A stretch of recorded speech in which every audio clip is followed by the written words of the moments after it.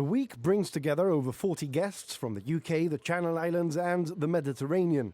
The conference comes at a critical time for the UK, Gibraltar and other member countries such as Malta and Cyprus, who will remain part of both the European Union and the Commonwealth after Brexit. Following the Chief Minister's address, we are inviting delegates to the lobby for a short unveiling ceremony by the Chief Minister of a plaque commemorating the bicentenary of this building. It was formerly the exchange from 1817 onwards.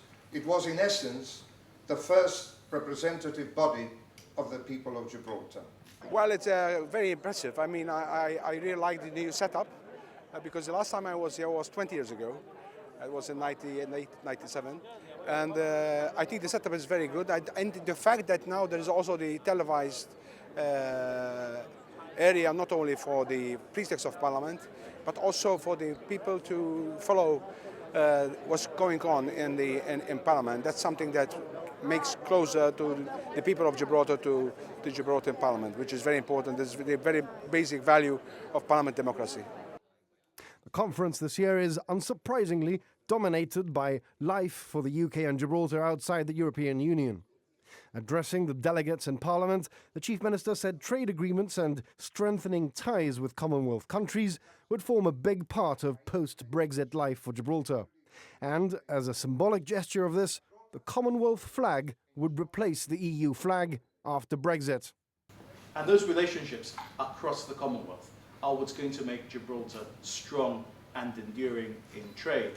We have a commitment from the Minister for International Trade, the Secretary of State for International Trade, Liam Fox, in writing that Gibraltar will form part of any trade deals that the United Kingdom does around the world beyond the European Union. And that will principally mean deals with Commonwealth states, perhaps also the United States. And we look to our friends in the parliaments of all of those Commonwealth Parliamentary Association countries to remember us as they seek to ratify those deals when they come before their respective parliaments.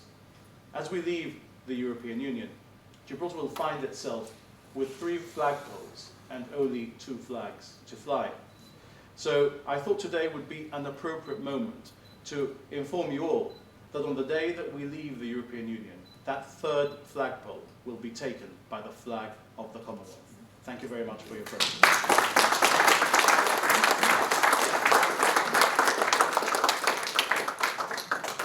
Yeah, that's a good thing, which Fabian said, your Chief Minister, and because when you talk about Commonwealth, you're talking about a population of 2.2 billion, and we have to revisit our values, and the fact that you put the flag of the Commonwealth is something very positive.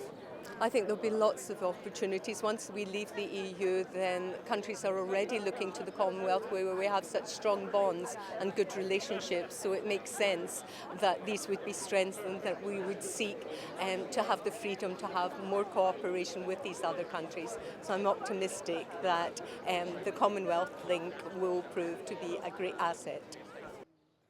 The conference also counts on the participation of the Commonwealth women parliamentarians.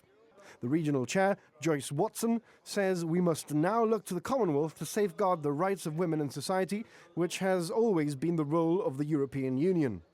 I think we have to turn to the Commonwealth. I think as a body, and I'm chair of Commonwealth Women Parliamentarians, we have to absolutely ensure that all those rights that were enshrined within European legislation remain for us.